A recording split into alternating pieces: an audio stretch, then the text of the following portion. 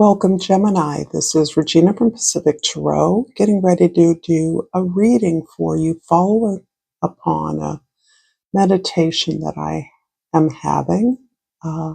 It's running over random days about the planet Uranus moving into your sign of Gemini, conjuncting Venus also in your sign of Gemini. And some of the import for this very powerful shift from Uranus being in Taurus, where it will retrograde back in November. So this is speaking to me about the divine feminine energy within all of us. It has no distinction for gender or non-gendered. It's an energy we all have, and this energy is rising up, emerging in new ways that are asking us to integrate this energy of our talents, our gifts, our feelings about what we do with joy, what we contribute to the world, how we share love into everything that we do, into every aspect of our lives, and challenges the idea that sacrifices must be made, as if our lives are a zero-sum game, so that we are being considered as being infinitely possible, infinite options and possibilities given this new era of possibilities, with Pluto having shifted into Aquarius, where these planets are making a trine. So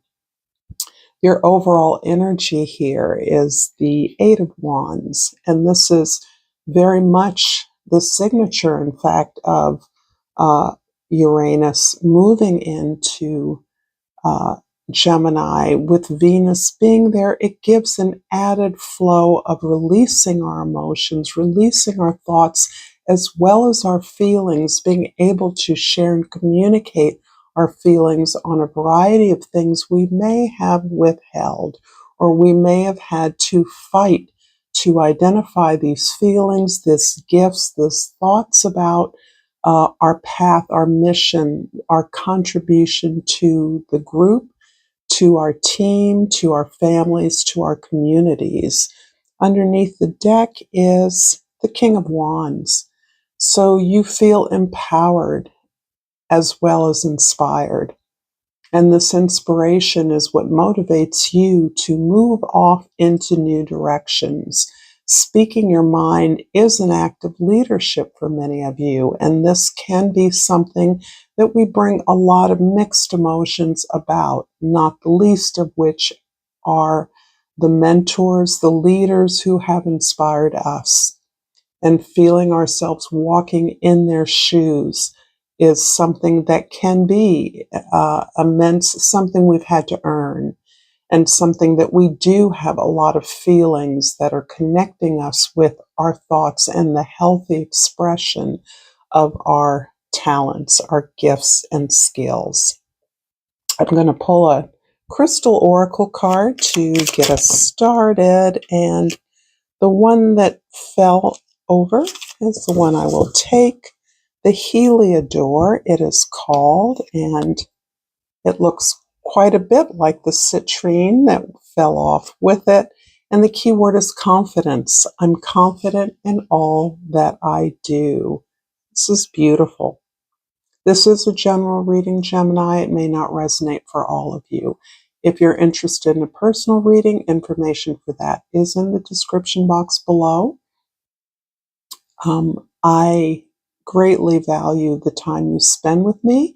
If you find this reading does resonate, please like this video and consider subscribing to my channel, Pacific Tarot. It helps me immensely. I welcome your comments, your thoughts, your appreciations, even your suggestions are welcome. And you can share this video with a friend if you feel moved to do so. So for your 10th house energy, this is the way you identify in the world, how the world sees you. The Death card is indicating a tremendous transformation. You may have experienced a physical loss or collapse of something that was integral to your identity as a contributor to your workplace, your community, your family. You may have lost a mentor or a leader or someone who you respected as an authority figure. This is more of a recognition of a passage from one generation to another, from the old guard to the new, from the old to the young, however you understand this in your particular situation. But you're part of a regime change in whatever way that resonates for your situation. This is about more than change of leadership or change of power. This is about the culmination of all you've done to earn this seat at the table, all that you have had to challenge within yourself. Sometimes that looked like a challenge to authority when in fact you were simply internalizing and aligning your inspiration, your desire to lead with your own values, not those that you simply adopted from someone else. In the first house, we have two cards here, the King of Swords and the Four of Pentacles. Interesting. There's a way in which you are holding on to the many skills, the gifts, the experiences from those that you learned from or those that came before you. So you're very adept at not throwing out the baby with the bathwater. You're standing on the foundations that have already been laid, certainly in your life, but what you've learned from the way things had been, the foundation of that, not necessarily the structure, because in the guise of the Ten of Swords, you are thoroughly capable of being open to new ways to do things, new ideas, new thoughts, and specifically an engagement with those you work with, whether they are those that work for you or on your who you work for on their behalf. You are open to full participation and buy-in, fully facilitating the mission that drives your leadership. Understanding that has to be built from the ground up. That's not something you can simply decree, but that you recognize certain practical uh, uh, factors that are a part of the foundation that you are in some ways inheriting, and then you're really spiffing that up, realigning that with what is going on in the world today. In fact, it's very much aligned with your natural tendencies to communicate what you're learning, to be in a position to learn and be open to new ideas. In the fourth house, this is the house of your foundation, your home. The Ace of Cups is describing this real open-heartedness that comes from this powerful self-acceptance of what your unique gifts are. So you are bringing a lot of joy to the work that you do, to the position you hold, whether that's in home, in a domestic environment, or in the world, in relationships. You bring joy to your purpose, to your mission, to your beliefs, your values, your faith in the ability of your team, your community, your family to go the distance, to enjoy every step of the journey. There's a lack of a focus here on destination and more of a focus on we're in this together and we work together with self-respect and respect for one another. In the seventh house, the Tower card.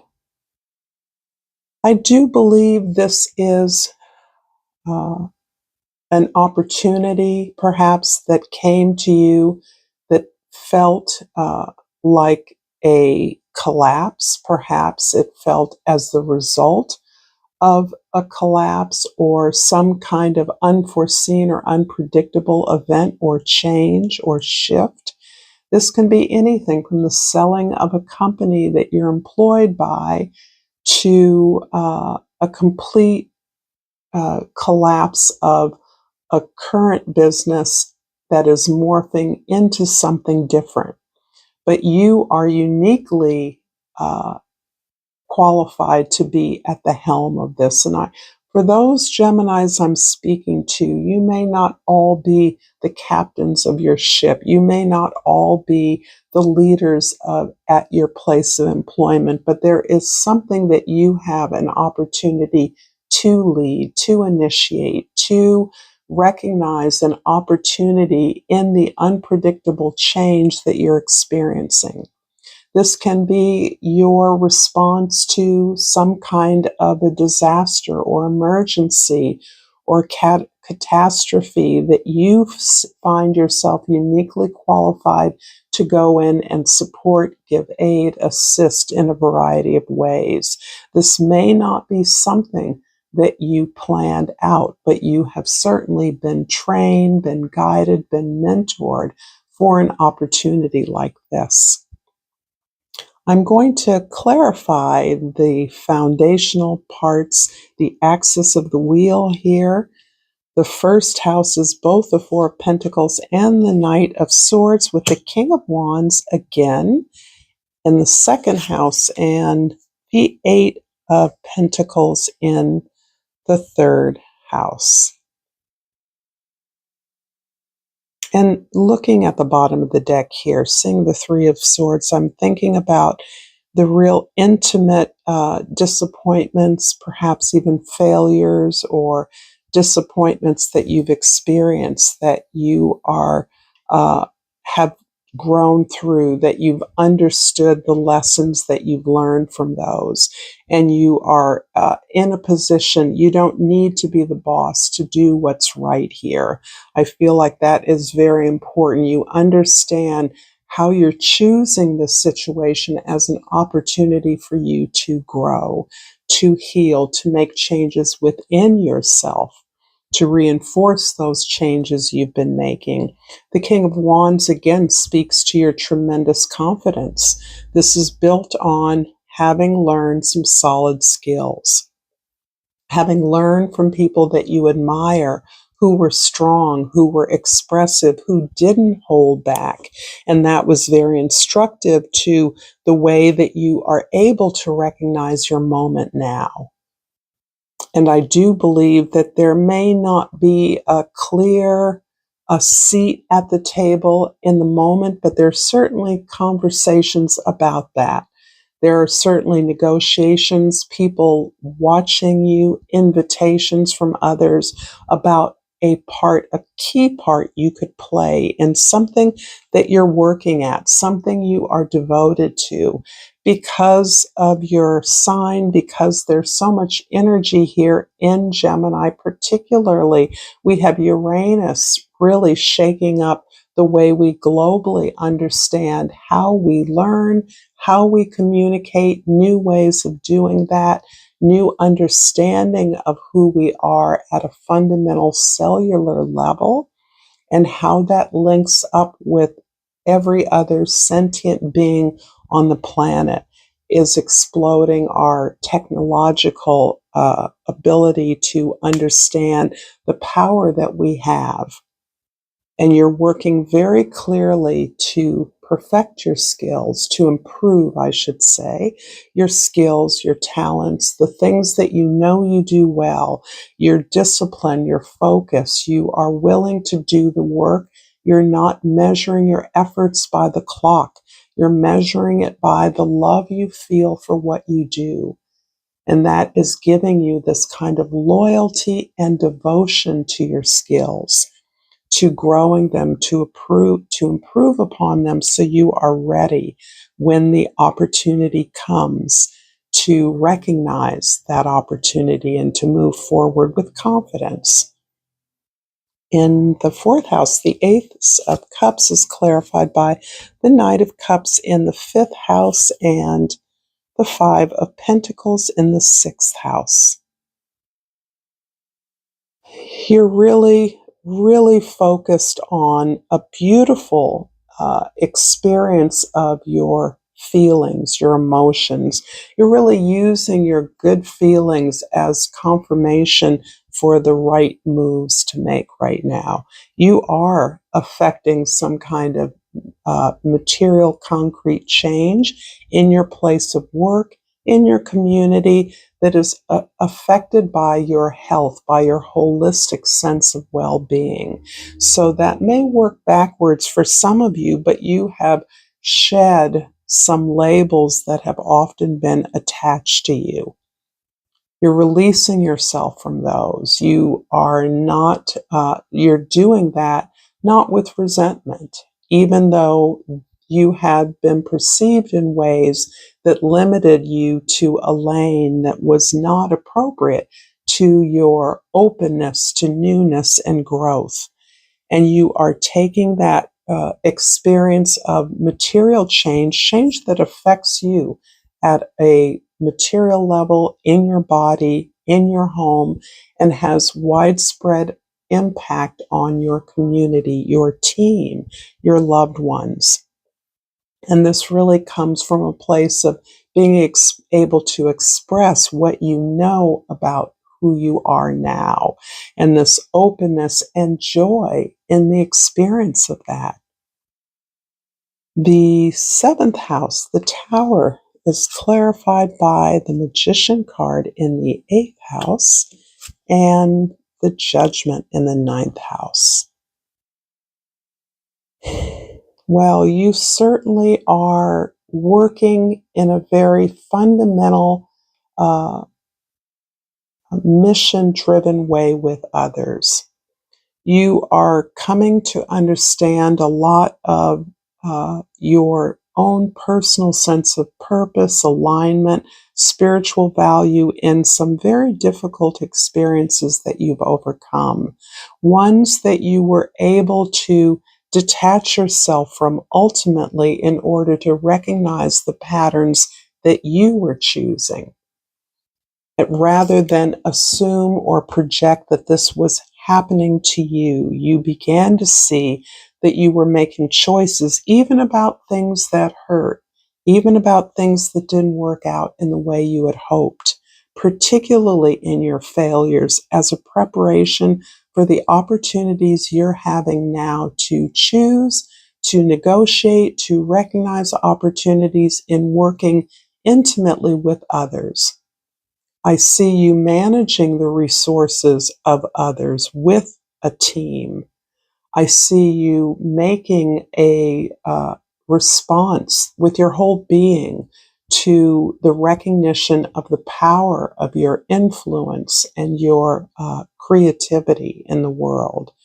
I do see you receiving information from a distance, perhaps opportunities to travel, perhaps an invitation from abroad or a distant community that is interested in what you are generating here, what you are growing, what you're putting together. There is a lot of interest, and you are apparently seen as the seed of that. You then become the voice of that and the one who is nominated to present these ideas, precisely because you are having the influence over the direction that this enterprise, this project, this company goes. In the 10th house, the Death card, powerful transformation clarified by the Ace of Cups in the 11th house and the Three of Wands in the 12th house. The Ace of Cups is repeated here, as was the King of Wands. So these repeats are really important around not only your confidence, your ability to push your ideas forward from a place of passion, but also your understanding that you do this because it makes you happy, because it is aligned with who you are. It feels supportive. You are being supported. And that recognition that you are loved because you accept and love yourself is so important to what you're offering to others, not just an opportunity to move into a fresh direction with authority and experience, but this idea that this is bringing joy, this is bringing relief, this is bringing assistance to others in the world, others who sorely need your help or the help of your team, your project, your company. I see you having put out a lot of feelers, and this can be in the moment that are being responded to in this overall period of time. So you may have been looking for collaborators. You may have been researching models of things that your company or your team could pursue, could grow into, ways to evolve. You've been scanning the horizon for feedback on the feelers that you put out very clearly, with a clear mission around what you know you can do and an openness to sharing that with unfamiliar communities, unfamiliar locations. There's a strong ecological feel here. So I feel that the idea of responding to disasters can be relevant for some of you, and that there is a way in which you are gaining or bringing healthful or healthy alternatives available to the way that business has been done in the past. I'm going to finish this reading with a Seed and Sickle Oracle card. I hope this has been enjoyable for most of you and you've gained some insight. And I pull the apple. And I'm going to read from the guidebook, the apple, number 53. So this reduces to a number 8, which may be important to some of you. 8 being a number of success, hard work, diligence, and success. So we have the apple, which reads, not so long ago you set out on a path with a goal in mind. Now, after all your hard work, determination, and passion, you're so close to completion that you can almost taste it. But a hitch has pushed you back a few steps, undoing some progress. Don't let frustration convince you to throw it all away. Have patience. Untangle the knot in front of you and accept that delays are inevitable. Success will be just as sweet tomorrow as it would be today. If you've enjoyed this content, Gemini, there's more content here, and until next time, namaste.